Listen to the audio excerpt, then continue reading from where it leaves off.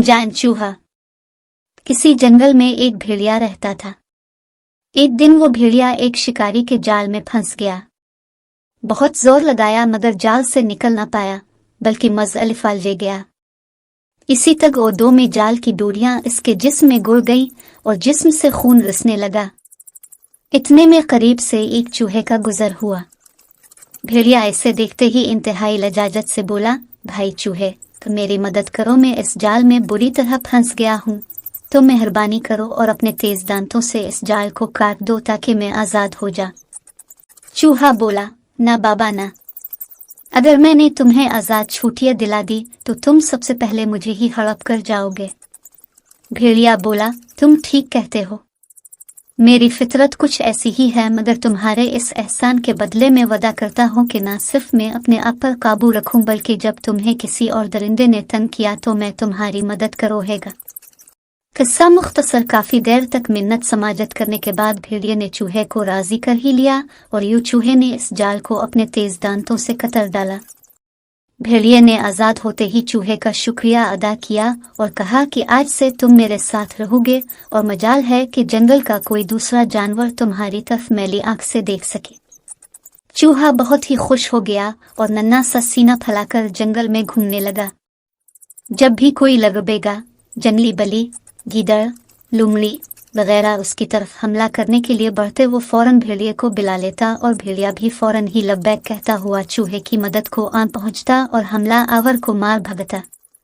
ये देखकर चूहे की हिम्मत इतनी बढ़ गई कि राह चलते हर छोटे बड़े जानवर की बेइज्जती करने लगा और यूं जंगल के तमाम जानवर चूहे से नफरत करने लगे।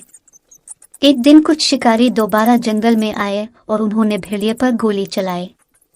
गोली भेड़िए की टांग पर लगी पर जान बच गई।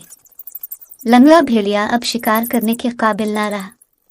माजूरी की हालत में भूख की शिद्दत बढ़ती गई, मगर कोई भी जानवर शिकार ना कर सका। दूसरी तरफ भेड़िए की पुष्ट पनाही के ज़म में चूहे ने सिरे राह एक लुमड़ी की बेइज्जती कर दी। लुमड़ी गुस्सा में आकर चूहे को पकड़ने के लिए लपकी तो चूहा फौरन भागकर भेड़िए के पास आ गया। लुमड़ी ये देखकर दूर ही राग गई, मगर मोटे ताजे चूहे को देखकर भेड़िए की नीयत में फतूर आ गया और भूख चमक अलिफा थे। उसने एक ही पंजा मारकर चूहे को दबोच लिया। चूहे ने जो भेड़िए के खतरनाक तेवर देखे तो खौफजदा होकर बोला, भाई भेड़िए, ये क्या कर रहे हो? मेरे एहसान का ये बदला दे रहे हो?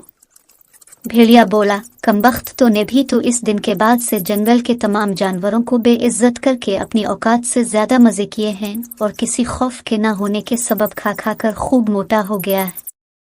चल अब मेरा खाली शिकम सैर कर। भेड़िए ने ये कहा और एक ही बार में सालम चूहे को हड़प कर गया। सबक: आदत को तब्दील किया जा सकता है, मगर फितरत पर काबू पाना मुमकिन नहीं। सांप को लाख दूध पिलाओ मगर वो काटेगा जरूर।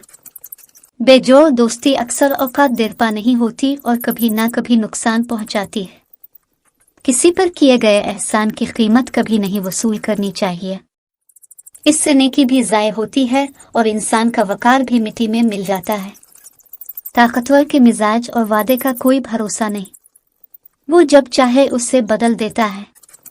इंसान को हमेशा अपनी औकात में रहना चाहिए और अल्लाह के बाद सिर्फ अपने ही कुव्वत बाजू पर भरोसा करना चाहिए। जरा सी ताकत मिलते ही कम ज़र्फ की तरह बेजा उछल कूद और अकड़फो नफरत को फैलाने का सबब बनती है, जिससे आखिरकार नुकसान ही होता है।